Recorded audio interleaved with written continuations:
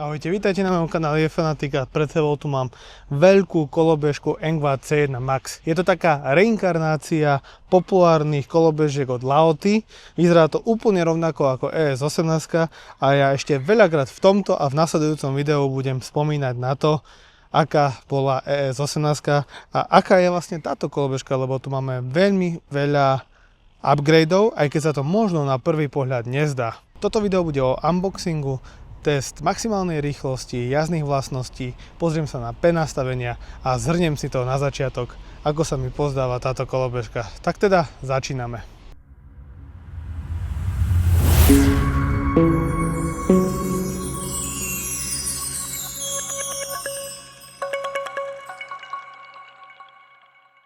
Engva CS jednotka mi prišla z európskeho skladu už veľmi populárneho e-shopu Banggood. Ja im veľmi pekne ďakujem za možnosť a príležitosť otestovať tento kúsok a aktuálny kupón a odkaz nájdete vždy v popise tohto videa. Tak ak vás táto kolobežka zaujala, tak sa choďte pozrieť do popisu tohto videa. A teraz sa poďme pozrieť na unboxing samotnej kolobežky. Poďme si to teda odbaliť.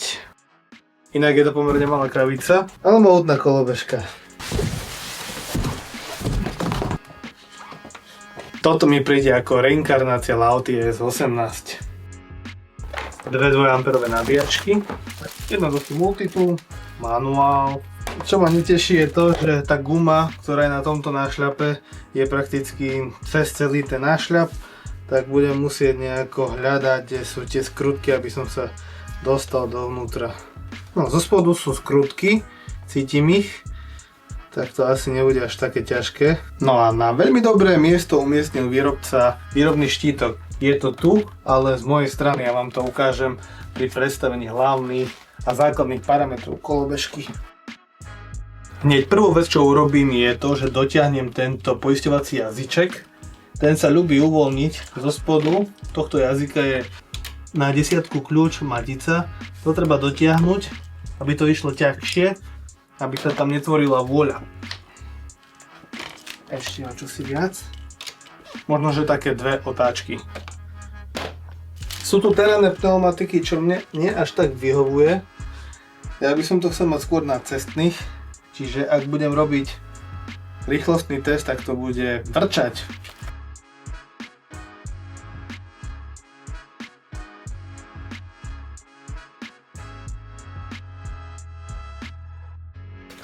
Poslednou vecou pri inštalácii Engva C1 Max je inštalácia tohto plastového blatníka, ktorý má pekné karbonové prvky.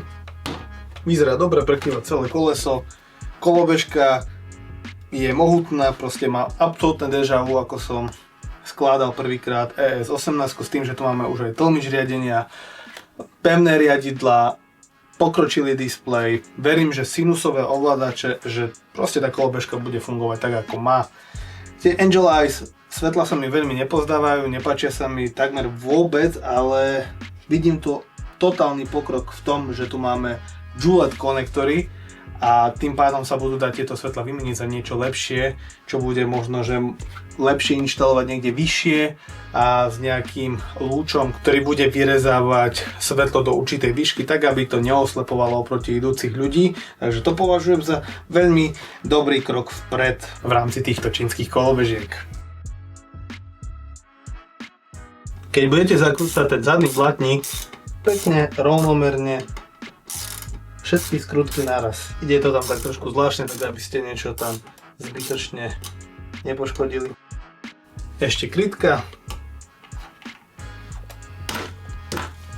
Kolobežka je zostavená, treba ešte skontrolovať gumy a to, či sú všetky dôležité skrutky dobre podoťahované a môžem ísť na prvú jazdu, ale ešte predtým sa pozrite na základné a hlavné parametre tejto kolobežky a zároveň sa pozrieť na to, ako to vyzerá vo vnútri. C1 Max je veľká kolobežka, jej celková dĺžka je 133 cm a výška od kolesa k riadidlám je nastaviteľná od 123 po 141 cm, no ale pre mňa vždy dôležitejší údaj je výška od nášľapu k riadidlám a tu máme nastaviteľných od 94 až po veľmi vysokých 112 cm.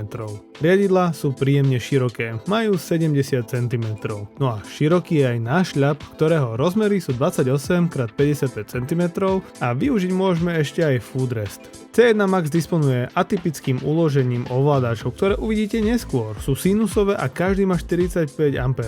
A pri batérii je zvláštne, že sa nikde nepíše jej kapacita, iba použité články, či aký dojazd by tam mal byť. No od výrobcu som zistil, že má 28,6 Ah. Nepamätám sa, či som videl širšie offroadové pneumatiky ako má CS1 Max. Ak ste to niekde od výroby videli pri nejakej kolobežke, dajte mi vedieť. No a motory sú v náboji oboch koliec so špičkovým výkonom 2x3000 W. V prípade pruženia sa tu nachádza 130 mm pružinový tlmič, ktorý pre ťažších jazdcov odporúčam určite vymeniť. Brzdenie majú na starosti dvojpiestíkové hydraulické Dyson brzdy s nastaviteľnou elektronickou brzdou a priemer kotúča je 140 mm.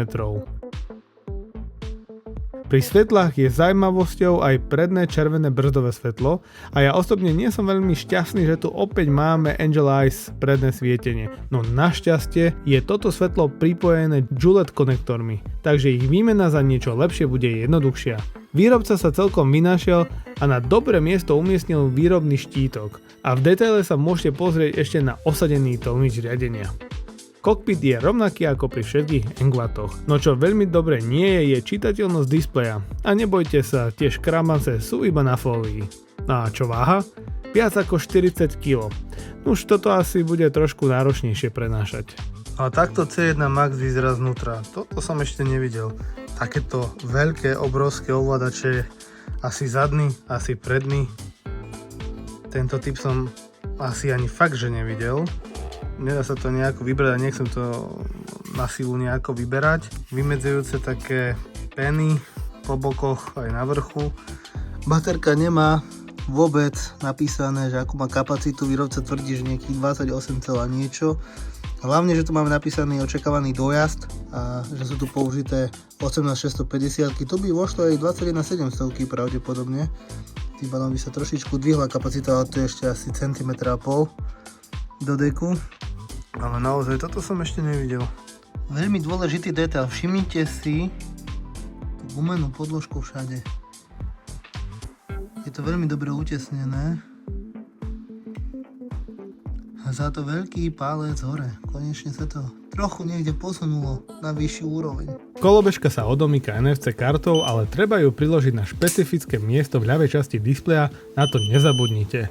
Tlačidlom DAS meníte režim s jedným alebo s oboma motormi, nech vás to ale neoklame, na displeji sa vám ukáže E ako jeden motor a S ako oba motory, nie ako Eco, respektíve Sport režim. Veľmi výrazne sa zobrazujú volty na displeji, čo sa mi veľmi páči a vpravo si môžeme prepínať medzi údajmi o celkových najazdených kilometroch, respektíve o aktuálnych najazdených kilometroch. Prejdime ale na P nastavenia, ktoré vyvoláme s tlačením a podržaním tlačidiel plus a minus, kde P0 je reset odometra, potom P1 je nastavenie jednotiek, buď si tam vieme nastaviť mile za hodinu alebo kilometre za hodinu. P2 je nastavenie priemeru kolesa. Pokiaľ si chcete rýchlosť nastaviť čo najpresnejšie, potrebujete sa pohrať práve s týmto nastavením. P3 znamená, aký máme voltový systém a toto nastavenie kolobežky pochopiteľne nemeníme. P4 predstavuje automatické vypnutie. Vieme ho nastaviť na 3, 5 alebo 10 minút. P5 je nastavenie maximálnej rýchlosti, rozsah je od 0 do 100. Ak potrebujeme rýchlosť nejakého dôvodu upraviť, tak práve v tomto nastavení. P6 znamená rozjazd z miesta, tzv. Zero Start. Dôležité nastavenie, ktoré si viete zapnúť alebo vypnúť podľa osobnej preferencie. P7 je ďalšie dôležité nastavenie, kde si vieme upraviť intenzitu elektronickej brzdy. Ja som si zvolil zlatú strednú cestu na trojke. P8 je nastavenie tempomatu, tiež užitočné nastavenie, ktoré sa aktivuje cca 5 sekundovým konštantným držaním plynu na rovnakej rýchlosti. No a posledné nastavenie je P9. Je to nastavenie jazdných režimov, buď si môžeme zvoliť 3 alebo 5 jazdných režimov.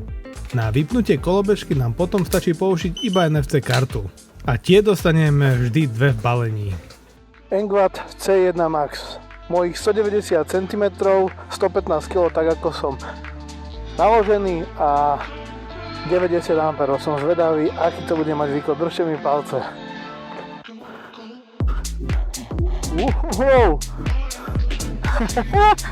So 115 kg takto rábať. V displeji nevidím nič, takže zatiaľ som stabilný. Zrýchľujem.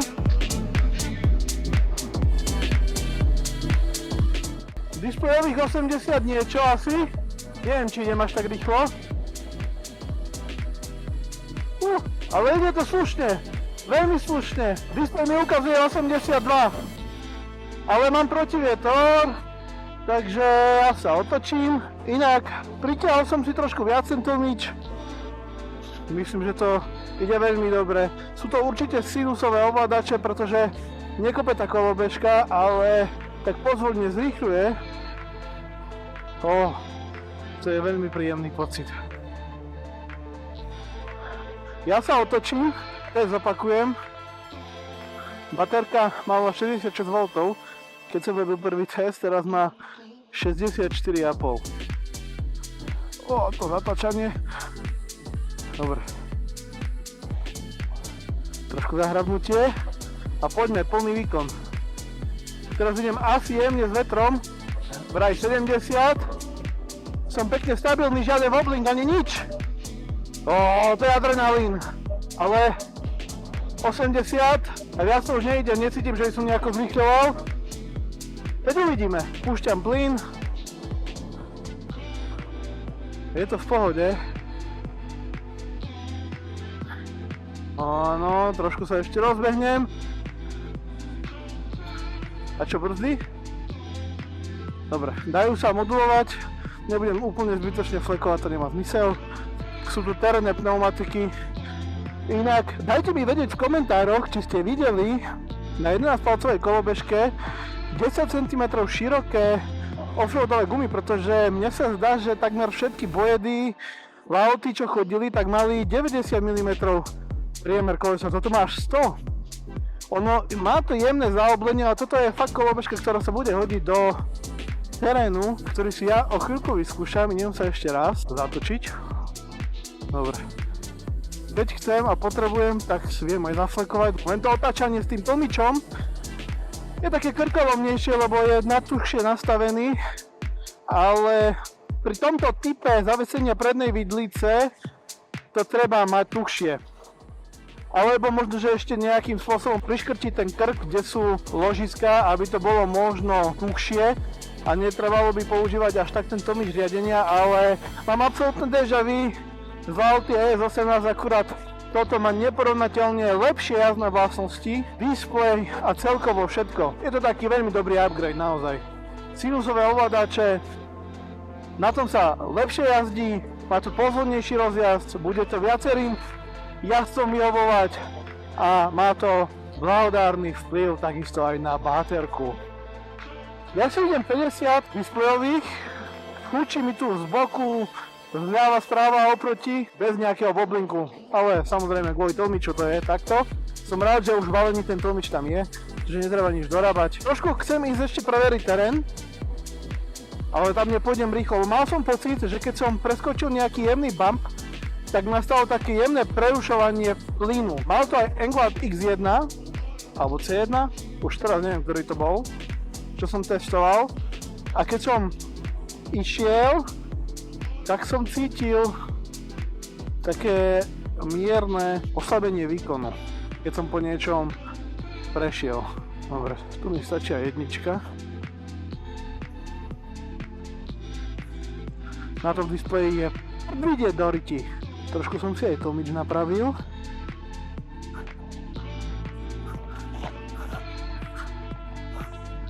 Tá jednička to je naozaj taký ekorežim. No ale toto sa fakt hodí do tohto terénu.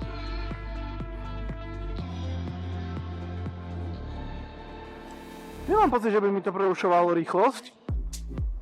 E-brake mám nastavený na trojke, keď som ho mal na 5-ke, bolo to až príliš prudké a malo to taký polsekundový delay, oneskorenie. Takže to sa mi moc nepáčilo.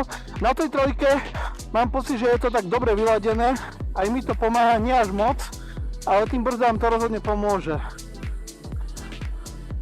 Čo toto? Tu som v živote nebol na tejto ceste. No ty vole. Idem asi 30-40 ceste bumpy a nemal som pocit, že by mi prerušovalo výkon. Možno, že tam je naozaj citlivý plyn a stačí 1 mm trošičku čuknúť.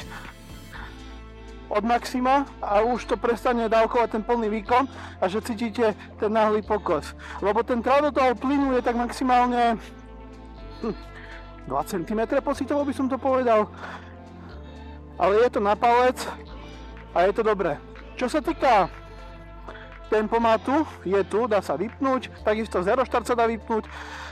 Rozdiel sa tu nedá nastaviť sa tu dá iba zero štart a non-zero štart a e-brake. Z tých takých kľúčových vlastností a ešte ten tempomat. Tempomat sa zapne, keď držíte konštantne asi na 5 sekúnd. Rýchlosť, na akej chcete, aby vás ten tempomat držal. To je fakt o tom, že ja keď trošičku v tých nerovnostiach ťuknem do plynu, tak sa mi to oslabí ten výkon, ale to sa nedá držať. Keď nechcem ísť na maxime, ale niekde v polke a v tomto teréne, aby som ho držal perfektne rovna. Ale jazdí to dobre, sinusové ovládače, som rád, že sú tu, je to perfektný upgrade. Tak by to malo byť, paráda. Spokojný som.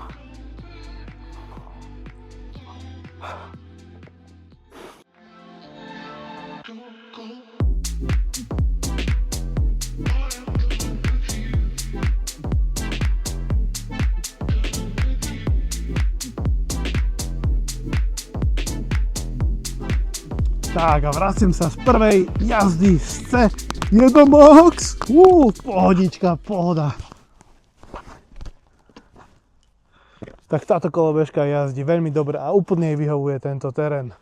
Ale čo tá maximálna rýchlosť? Tá by mohla byť aj trošku väčšia, že? Pretože s mojimi 115 km, tak ako ma vidíte, ešte som mal na sebe ruksak, som išiel GPS-kových 75 km za hodinu, aj keď výrobca uvádza 80 až 85 km za hodinu. Ja si myslím, že ak by som mal o 20 km menej, tých 80 a viac km za hodinu by som pravdepodobne dal. Avšak mne tá maximálna rýchlosť až tak nevadí, pokiaľ tá kolobežka bude funkčná. Zdá sa, že bude dlho funkčná, pretože ak ste videli v priebehu tohto môjho videa to, keď som dal dole deck a videli ste, že jeden obrovský ovládač je na jednej strane, druhý na druhej strane, tak je to docela dosť veľké. Ja som to ešte na kolobežkách nevidel, že by boli takto odseparované a delila ich baterka a každý z tých ovládačov je obrovský. Bol som z toho celkom milo prekvapený. Dúfam, že to bude fungovať a že s tým nebude problém. Čo mám aké ešte zážitky z prvej jazdy? Možno, že to, že na tom displeji nie je vidieť skoro nič. Veľmi ťažko sa mi na to pozeralo a keď som išiel tú maximálnu rýchlosť, tak sa mi zdalo, že som tam videl 83 na displeji a GPS-kových to bolo 75. Ten výkon je perfektne dávkovateľný. Je vidieť, že tu máme sinusové ovládače a tie fungujú naozaj dobre. Treba si uvedomiť to, že vždy, keď kolobežku vypnete, tak idete iba na jeden motor. Ukazuje sa to ako E. Nie je to Eco a S nie je šport, ale E je jeden motor, S sú dva motory, aby ste to vedeli. Čo je perfektné, ale na tom displeji je to, že hneď mi vľavo ukazuje, koľko voltov mám. Takže mňa to dobrodružstvo s maximálnou rýchlosťou, keď som prešiel zhruba nejakých 25-27 km, stálo polovičku baterky. Ja si myslím, že na záťaž 115 kg to je celkom dobrý výsledok. Kolobežka bola mega stabilná, to ste mohli počuť aj v tej pasáži videa. Čo mi tu avšak vadí je to svetlo vpredu. Tie dve Angel Eyes oči. Ak idete po teréne alebo čo, tak len počujete klepotanie. Strašne sa mi to protiví. Prečo tam už nedali niečo lepšie? Lepšie svetlo, ktoré by bolo umiestnené niekde vyššie, aby to proste potom ľudí neosvecovalo. Ale o to vám rozpoviem potom v druhom videu, čo už bude recenzia na Engvad C1 Max. Je to taká nostalgia, pretože naposledy som mal túto kolobežku a volala sa Laut ES18. Nemala tam tlmič riadenia, bola extrémne kopavá, mala skladacie riadidlá, užšie riadidlá a nemala sa mi zdá, že ani e-brake. Toto je o mnoho lepšie, aj keď cenovo je to skoro to isté ako Laut ES18, keď sa začala predávať na začiatku.